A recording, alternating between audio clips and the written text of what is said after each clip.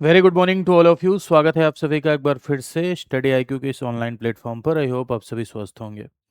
मेरे भाइयों, जैसा कि आप सभी को पता है कि मेरा नाम विपुल त्रिपाठी है और मैं मंडे टू सैटरडे सुबह 7 बजे मिलता हूँ 20 मिनट शो के साथ। चाय की चुस्कियों के साथ आप इस 20 मिनट शो में प्रैक्टिस करते हैं। थ्योरी क्लासेस के दौरान जो बातें पढ़े हैं लेकिन रिवीजन के अभाव में भूल गए हैं, एक बार फिर से मैं आप सभी को याद दिलाता हूँ। उद्देश्य है बेटर अंडरस्टैंडिंग क्रिएट करना। उद्देश्य है एग्ज़ाम से पहले ऐसे पॉसिबल क्वेश्चंस पर चर्चा करना जो आपकी मदद कर सकें एग्ज़ाम में। उद्देश्य है पॉलिटी में आपकी 99% एक्यूरेसी आए, इस तरह से आपकी प्रैक्टिस कराना। मेरे भाइयों, आई होप आप सेशन को एंजॉय करते होंगे। अगर आपको अच्छा लगता है तो आप कमेंट सेक्शन में ज़रूर लिखा करिए, उससे एक एनर्जी मिलती है। कभी कभी मुझे मौका मिलता है पढ़ने का और जब मैं पढ़ता हूँ तो मुझे बहुत अच्छा लगता है। दूसरी बात, इस शो को हिट कराना भी आपकी ज़िम्मेदारी है। आप इसे अपने दोस्तों के मध्य शेयर कर सकते हैं, इंस्टाग्राम में स्टोरी कर सकते हैं, टेलीग्राम पे भेज सकते हैं। हाँ, दोस्तों के मध्य का मतलब ये है कि जो लोग तैयारी कर रहे हैं, जो लोग तैयारी में नहीं हैं उनको नहीं भेजना है। ठीक है, चलिए। यदि आप यूपी पीसीएस प्री के लिए प्रिपेयर कर रहे हैं, आरओ के लिए प्रिपेयर कर रहे हैं या बीयू के लिए प्रिपेयर कर रहे हैं, ध्यान रखिएगा इस बात को। यदि आप यूपी पीसीएस प्री के लिए प्रिपेयर कर रहे हैं, आरओ के लिए प्रिपेयर कर रहे हैं या वीयू के लिए प्रिपेयर कर रहे हैं, ठीक है, तो हमेशा इस बात का ध्यान रखेंगे, ये सेशन आपके लिए इंपॉर्टेंट होगा। देखिए, पहला सवाल आपकी स्क्रीन पर है। लिखा हुआ है कि president of India is elected indirectly. Bharat के राष्ट्रपति का चुनाव अप्रत्यक्ष रूप से होता है। राज्य विधान परिषद के सदस्य राष्ट्रपति चुनाव में भाग लेते हैं। Member of state legislative council participate in the presidential election. राष्ट्रपति का कार्यकाल 5 वर्ष का होता है। देखो, जब कोई सवाल ऐसा होता है जो पहले आप कर चुके होते हैं, हालांकि ये रिपीटेड नहीं है लेकिन ये टॉपिक रिपीटेड है, जैसे राष्ट्रपति से रिलेटेड सवाल पहले भी कर चुके हैं। मेरे भाई, 20 मिनट्स हो के लगभग 80+ सेशंस में ले चुका हूँ और सब में 4 सवाल मैंने कराए हैं, मीन्स 320 सवाल कराए हैं। तो लगभग लगभग सारे टॉपिक पर बातचीत हुई है। तो एक टॉपिक पर जरूरी नहीं है एक ही तरह का सवाल बने। एक टॉपिक पर दसियों तरह का सवाल बन सकता है, 20 तरह का सवाल बन सकता है। तो मैं अलग अलग शो में अलग अलग तरीके आपको बताता हूँ कि कैसे सवाल बन सकते हैं, है ना। अगर आप पूरा ये 320 सवाल देखेंगे तो लगभग आपको देखा जाए तो 5000+ बातें आपको पता चलेंगी। ठीक है, तो मेरे भाई ये आपके लिए बहुत इंपॉर्टेंट है। ये मत सोचिए कि ये रिपीटेड वो रिपीटेड, ठीक है, सिर्फ सुनते जाइए। व्याख्या व्याख्या सुनते जाएंगे तो आपकी प्रैक्टिस होगी। और 20 मिनट कुछ नहीं होता है। चाय के साथ आपने 20 मिनट देख लिया, 20 मिनट में कुछ आपको एक्स्ट्रा नया सीखने को मिल गया, रिवीजन हो गया आपका, तो अच्छी चीज़ ही है, इसमें क्या बुरा है। चलिए, तो प्रेसिडेंट ऑफ इंडिया के इलेक्शन से रिलेटेड ये सवाल है। तो इलेक्शन से रिलेटेड कुछ बातें मैं आपको बताता हूँ। जैसे राष्ट्रपति के इलेक्शन की यदि आप बात करें तो हमारे भारत देश में राष्ट्रपति चुनकर आता है, सबसे पहली बात तो ये। और राष्ट्रपति भारत देश में चुनकर आता है, इस वजह से भारत के पॉलिटी का नेचर ही बदल जाता है। भारत के पॉलिटी का नेचर रिपब्लिक होता है। क्यों रिपब्लिक होता है? इसीलिए क्योंकि भारत का जो हेड है, हेड ऑफ स्टेट है, जो चुन कर आ रहा है, ऐसा राज्य जिसका प्रमुख चुन कर आए उसे हम रिपब्लिक स्टेट कहते हैं, यानी उसे हम क्या कहते हैं? गणराज्य कहते हैं। अगर यही बात आप इंग्लैंड को लेकर देखेंगे तो ब्रिटेन गणराज्य नहीं है, क्योंकि वहाँ हेड ऑफ स्टेट राजा महाराजा रानी रहती हैं। ठीक है, डेमोक्रेसी वहाँ पर भी है, डेमोक्रेसी यहाँ पर भी है।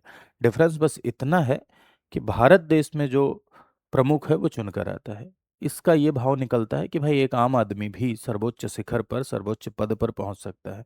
एक कॉमन मैन भी सुप्रीम पोस्ट को हासिल कर सकता है। इस भावना को हम गणतांत्रिक भावना कहते हैं, रिपब्लिक नेचर कहते हैं। ठीक है, राष्ट्रपति का चुनाव इनडायरेक्ट होता है, यानी डायरेक्ट हम पार्टिसिपेट नहीं करते हैं, जनता पार्टिसिपेट नहीं करती है, बल्कि राष्ट्रपति के चुनाव में कौन पार्टिसिपेट करता है? हमारे द्वारा चुने गए प्रतिनिधि पार्टिसिपेट करते हैं, जिसमें एमपी यानी मेंबर ऑफ पार्लियामेंट इलेक्टेड, सांसद लोकसभा और राज्यसभा के, ये भाग लेते हैं। MLA member of legislative assembly, वो भी इलेक्टेड, यानी राज्य विधानसभा के जो सदस्य हैं वो भाग लेते हैं। ठीक है, साथ ही साथ क्या यूनियन टेरिटरी के लोग भी पार्टिसिपेट करते हैं? तो यूनियन टेरिटरी में दो, एक दिल्ली, एक पुडुचेरी। 70वें संविधान संशोधन के द्वारा इसे जोड़ा गया कि भाई दिल्ली और पुडुचेरी में जो विधानसभा है, दिल्ली पुडुचेरी विधानसभा के जो विधायक हैं, यानी वहाँ के जो एमएलए हैं, इलेक्टेड वाले, निर्वाचित वाले, वो भी पार्टिसिपेट करेंगे। ठीक है, अगर मैं बात करूं कि nominated member of any house, किसी भी सदन के क्या मनोनीत सदस्य राष्ट्रपति के चुनाव में भाग लेते हैं? तो जी नहीं, नहीं लेते हैं। लेजिस्लेटिव काउंसिल, विधान परिषद के सदस्य जिन्हें आप एमएलसी कहते हैं, मेंबर ऑफ लेजिस्लेटिव काउंसिल, ये क्या पार्टिसिपेट करते हैं? जी नहीं, ये भी प्रेसिडेंशियल इलेक्शन में पार्टिसिपेट नहीं करते हैं। निर्वाचन इनका प्रोपोर्शनल रिप्रेजेंटेशन से होता है, समानुपातिक प्रतिनिधित्व के सिंगल ट्रांसफरेबल वोट सिस्टम से, यानी समानुपातिक प्रतिनिधित्व की एकल हस्तांतरणीय मत पद्धति द्वारा। Single transferable vote system by the means of proportional representation. समानुपातिक प्रतिनिधित्व की एकल हस्तांतरणीय मत पद्धति द्वारा, single transferable vote system by the means of proportional representation. ठीक है, पहली बात। दूसरी बात कि राष्ट्रपति के चुनाव, प्रेसिडेंट के इलेक्शन में भारत देश में एक इलेक्टोरल कॉलेज पार्टिसिपेट करता है, जिसे आर्टिकल 54 बता रहा है। मैनर ऑफ इलेक्शन आर्टिकल 55 अनुच्छेद 55 बता रहा है। राष्ट्रपति के चुनाव में वैल्यू ऑफ वोट काउंट होती है, यानी जो लोग पार्टिसिपेट करते हैं उनका वैल्यू निकाला जाता है। ठीक है, मतों का मूल्य निकाला जाता है और उसी मतों के मूल्य को काउंट किया जाता है, इसी की गणना होती है। ठीक है, प्रेसिडेंट के चुनाव में पार्टिसिपेट करने वाले कैंडिडेट को 15,000 रुपये सिक्योरिटी मनी जमा करनी होती है। अगर कुल वोट का 1/6 न मिला तो ये सिक्योरिटी मनी सीज हो जाती है। इसी को कहते हैं जमानत राशि, इसी को कहते हैं भैया जमानत क्या हो गई? जब्त हो गई। ठीक है, राष्ट्रपति के चुनाव में जो पार्टिसिपेट करते हैं, पार्टिसिपेट करने के लिए 50 प्रपोजर और 50 सेकेंडर की आवश्यकता होती है। ये लोग इलेक्टोरल कॉलेज यानी निर्वाचक मंडल के होने चाहिए। प्रपोजर यानी 50 लोग प्रस्तावित करते हैं कि ये व्यक्ति है ना राष्ट्रपति बनने के योग्य है, और 50 लोग उस पर समर्थन करते हैं। ये 100 लोगों का समर्थन चाहिए राष्ट्रपति का कैंडिडेट बनने के लिए। 50 प्रस्तावक और 50 अनुमोदक होने चाहिए, प्रपोजर और सेकेंडर होने चाहिए। प्रेसिडेंट का इलेक्शन इलेक्शन कमीशन कराता है, निर्वाचन आयोग कराता है। प्रेसिडेंट के चुनाव में जीतने के लिए एक निर्धारित कोटा प्राप्त करना होता है। उसका फॉर्मूला है कि total valid vote upon total post, कुल पद प्लस 1। ये देखो, टोटल वैलिड वोट यानी कुल जो वैलिड वोट है, ठीक, अपॉन पोस्ट, राष्ट्रपति का पद कितना होता है? 1 प्लस 1 प्लस 1। ठीक है, अब ये कितना हो जाएगा? मान लो ये एक्स है तो x/2 प्लस 1 यानी कितना आ गया? 50% प्लस 1। तो राष्ट्रपति के चुनाव में जीतने के लिए 50% प्लस 1 चाहिए। 51 नहीं कह रहा हूं मैं, 50% प्लस 1 चाहिए प्रेसिडेंशियल इलेक्शन में, हाँ, जीतने के लिए। क्लियर है बात? राष्ट्रपति के चुनाव में कौन सा वोट वैलिड है, कौन सा वोट इनवैलिड है, इसको कौन डिसाइड करता है? इसको इलेक्शन कमीशन डिसाइड करता है। चुनाव भी कौन कराता है? Election commission. चुनाव से रिलेटेड अगर कोई विवाद हो गया तो विवादों का निपटारा सुप्रीम कोर्ट कराती है। ओनली सुप्रीम कोर्ट, सिर्फ और सिर्फ सुप्रीम कोर्ट कराएगी। ठीक है, आर्टिकल 71 में ये बात लिखी हुई है। कोई भी विवाद अगर पैदा होता है तो अगर मान लो इलेक्शन कमीशन ने निपटारा किया और प्रेसिडेंट का इलेक्शन शून्य घोषित कर दिया, तो उसके द्वारा किए गए काम कभी भी शून्य नहीं होते हैं जितने दिनों तक वो रहा है। ठीक, तो ये जितनी बातें मैंने आपको बताई सब प्रीलिम्स के लिए जरूरी हैं। इनडायरेक्टली इलेक्टेड, पहला स्टेटमेंट सही हो जाएगा। लेजिस्लेटिव काउंसिल के सदस्य राष्ट्रपति के चुनाव में भाग लेते हैं? जी नहीं भैया, नहीं लेते हैं। प्रेसिडेंट का कार्यकाल 5 वर्ष का होता है? जी हाँ, आर्टिकल 56 इस बात को डील करता है कि 5 वर्ष का कार्यकाल होता है। इस 5 वर्ष के दौरान वो वाइस प्रेसिडेंट को अपना इस्तीफा दे सकता है। इस 5 वर्ष के दौरान महाभियोग के द्वारा उसे हटाया जा सकता है। 61 की रीति से, 61 में महाभियोग दिया गया है, महाभियोग के द्वारा उसे हटाया जा सकता है। ठीक है, तो ये भी स्टेटमेंट आपका सही है, ये भी सही है, तो आंसर हो जाएगा आपका first and third is your right answer. Next पर आते हैं, देखिए अगला सवाल क्या है। मुख्यमंत्री की नियुक्ति राज्यपाल के द्वारा की जाती है।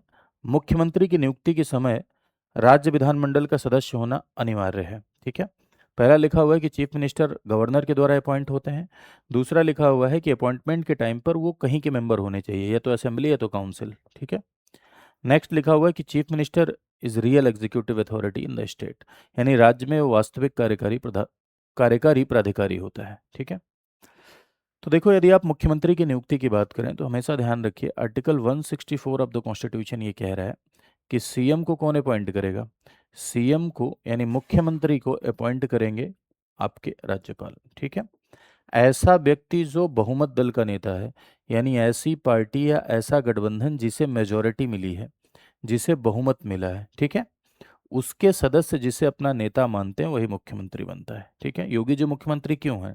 योगी जी मुख्यमंत्री इसलिए हैं क्योंकि बीजेपी ने मेजोरिटी हासिल की है यूपी में विधानसभा के चुनाव में, और जो मेजोरिटी वाले मेंबर हैं उन्होंने अपना नेता योगी जी को चुना है। ठीक है, तो जो भी मेजोरिटी वाली पार्टी होती है उसके सदस्य जिसे अपना नेता चुनते हैं उसे बहुमत दल का नेता कहते हैं और वही मुख्यमंत्री बनता है। फिर मुख्यमंत्री जिसे जिसे कहता है उसे अन्य मंत्री बनाया जाता है। सवाल ये है, मुख्यमंत्री बनने के लिए क्या विधानसभा या विधान परिषद में किसी का सदस्य होना जरूरी है? तो 6 महीने तक बिना सदस्यता रहे भी आप चीफ मिनिस्टर रह सकते हैं। हालांकि मुख्यमंत्री होने के लिए कहीं ना कहीं सदस्य होना चाहिए, लेकिन अगर नहीं है तो 6 महीने तक रह सकते हैं। 6 महीने के भीतर आपको कहीं ना कहीं की मेंबरशिप लेनी है। अगर 6 महीने के भीतर कहीं की मेंबरशिप नहीं ले पाए तो मुख्यमंत्री पद गयो, यानी मंत्री पद चला जाएगा। तो चीफ मिनिस्टर की अपॉइंटमेंट गवर्नर के द्वारा होती है, ठीक है। नियुक्ति के समय राज्य विधानमंडल का सदस्य होना अनिवार्य नहीं, अनिवार्य नहीं है। आप 6 महीने के भीतर मेंबरशिप ले सकते हैं। मुख्यमंत्री राज्य में वास्तविक कार्यकारी है, जी हाँ। आप देखेंगे कि राज्य में भी संसदीय प्रणाली है, पार्लियामेंट्री सिस्टम है। और संसदीय प्रणाली का ये लक्षण है कि यहाँ डुअल एग्जीक्यूटिव होता है, दोहरी कार्यपालिका। एक आपकी नॉमिनल एग्जीक्यूटिव जो कि गवर्नर है, विवेक की शक्तियां छोड़कर बाकी गवर्नर किसकी सलाह पर काम करेगा? काउंसिल ऑफ मिनिस्टर की सलाह पर। और काउंसिल ऑफ मिनिस्टर का जो हेड है वो कौन है? काउंसिल ऑफ मिनिस्टर का हेड सीएम है, यानी मुख्यमंत्री है, ठीक है। तो रियल पावर किसके पास गई? मुख्यमंत्री के पास। तो कार्यकारी पदाधिकारी कौन होगा? मुख्यमंत्री होगा। तो आंसर हो जाएगा आपका फर्स्ट एंड थर्ड। क्लियर बात? चलिए नेक्स्ट पर आते हैं। कंसीडर द फॉलोइंग स्टेटमेंट, निम्नलिखितों पर विचार कीजिए।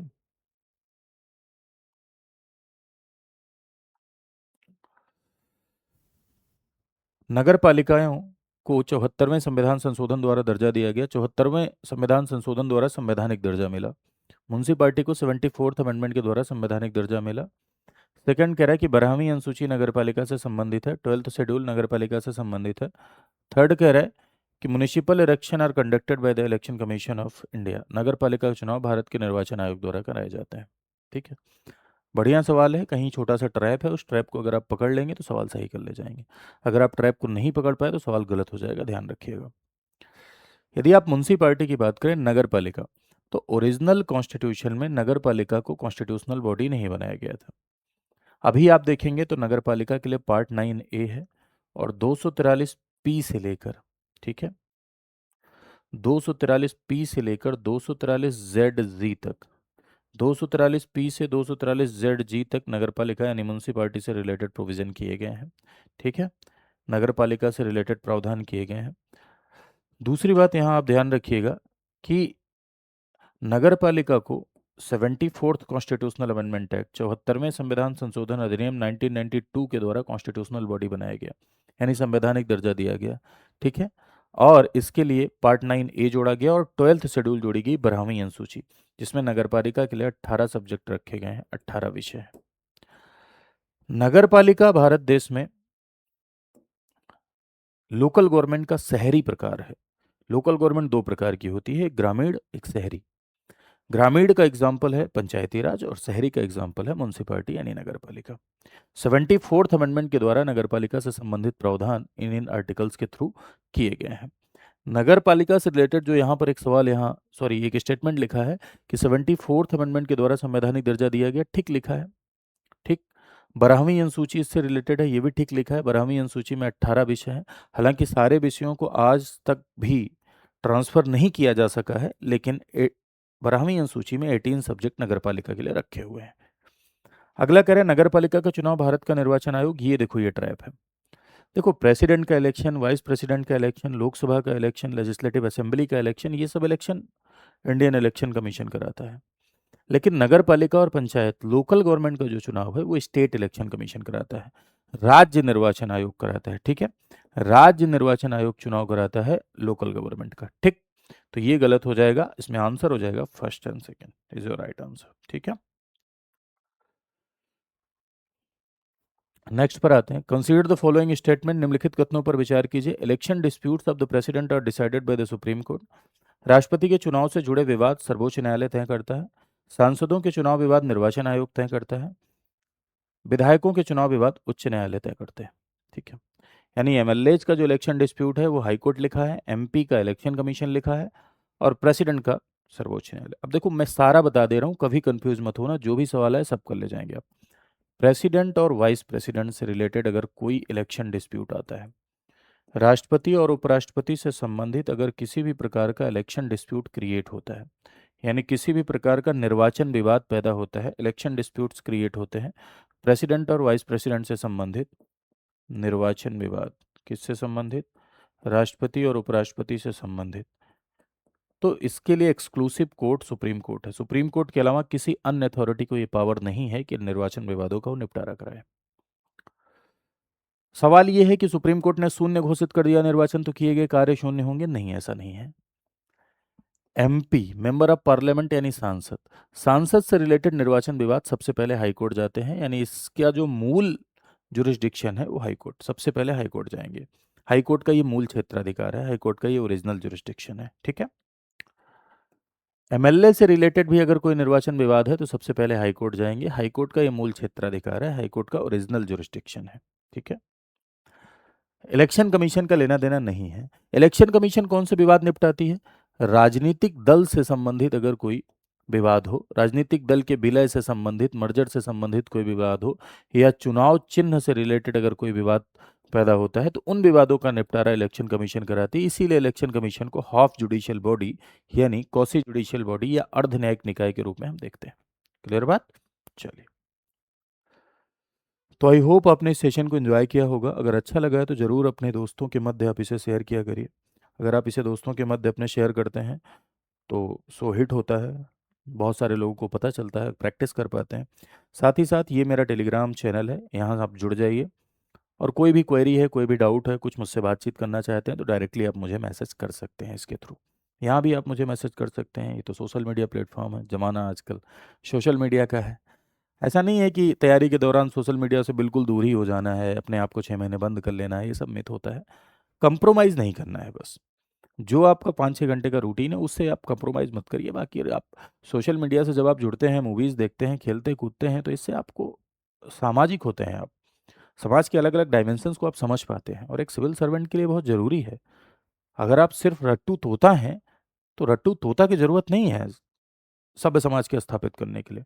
वेलफेयर स्टेट के निर्माण के लिए रट्टू तोता थोड़ी चाहिए यार, रोबोट नहीं चाहिए हमें। एक समझ वाला व्यक्ति चाहिए हमें, एक ऐसा व्यक्ति जो समाज को आगे ले जा सके, एक ऐसा व्यक्ति जो वेलफेयर स्टेट लोक कल्याणकारी राज्य में अपना योगदान दे सके, ऐसा व्यक्ति चाहिए हमें, ठीक है। चलिए,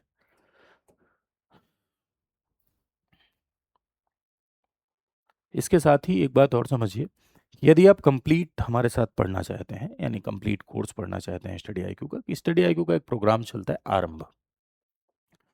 आरंभ एक ऐसा प्रोग्राम है मेरे भाई जिसमें प्री, मेंस, इंटरव्यू तीनों की तैयारी कराई जाती है। प्री की भी, मेंस की भी और इंटरव्यू की, तीनों की तैयारी कराई जाती है आरंभ में। आरंभ एक ऐसा प्रोग्राम है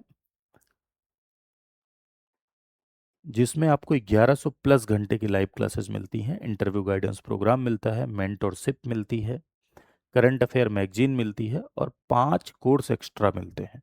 एक एनसीईआरटी, एक फाउंडेशन, एक एमसीक्यू, एक आंसर राइटिंग, एक आपका प्री का रिवीजन कोर्स। इसमें आप कैसे एनरोल कर सकते हैं? तो मैं आपको एक नंबर देता हूँ, 9289996923, ठीक है। इस पे कॉल करिए, मेरा नाम बताइए कि मैं विपुल त्रिपाठी की क्लास से आया हूँ, ठीक। तो आपको पूरी काउंसलिंग दी जाएगी, कैसे प्रिपेयर करें वो आपको बताया जाएगा, कौन कौन से बैचेज हैं वो आपको बताए जाएंगे। आरओ, बीओ, पीसीएस सबके बैचेज उपलब्ध हैं। हाँ, इनरोल करने से पहले ये कोड लगाइएगा। ये कोड अगर आप लगाएंगे तो आपको उस समय चल रहा जो भी डिस्काउंट है उससे ज़्यादा ही डिस्काउंट मिलेगा। जितने भी डिस्काउंट चल रहे हैं उससे ज़्यादा ही डिस्काउंट इस कोड पे आपको मिलेगा अगर आप ये कोड लगाते हैं तो, ठीक है। तो आज के लिए इतना ही। Thank you so much to all of you. खुश रहिए, स्वस्थ रहिए, आगे बढ़िए। नमस्कार आप सभी को।